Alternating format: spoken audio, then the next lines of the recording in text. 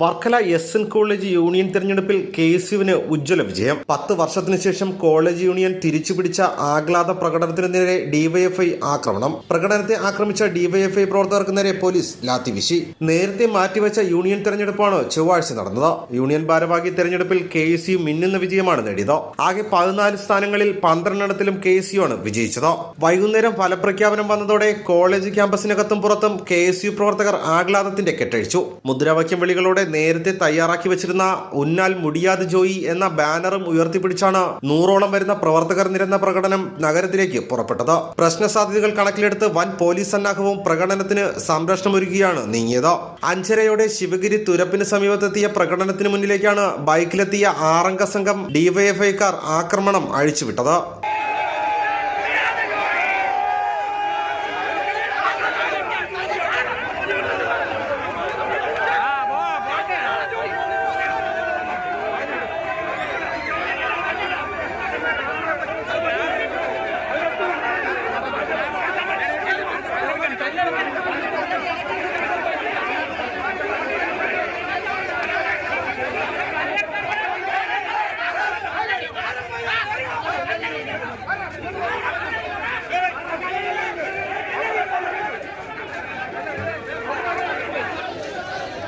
പ്രകടനത്തിന് മുന്നിൽ പിടിച്ച ബാനർ വലിച്ചെടുത്ത് നശിപ്പിച്ച ഇവർക്ക് നേരെ പോലീസ് ലാത്തിവീശി.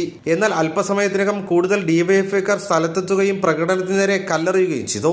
കല്ലെറിൽ കെ.എസ്.യു നേതാവ് ഇർഫാനയ്ക്ക് പരിക്കേൽക്കുകയും ചെയ്തു.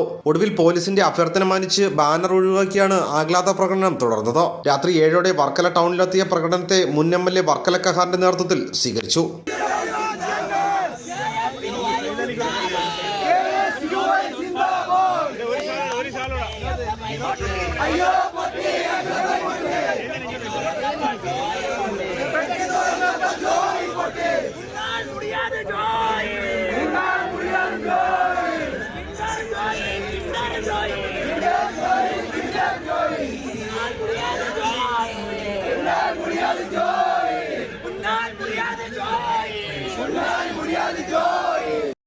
ഭരത് ഭൂഷൺ, വർക്കല.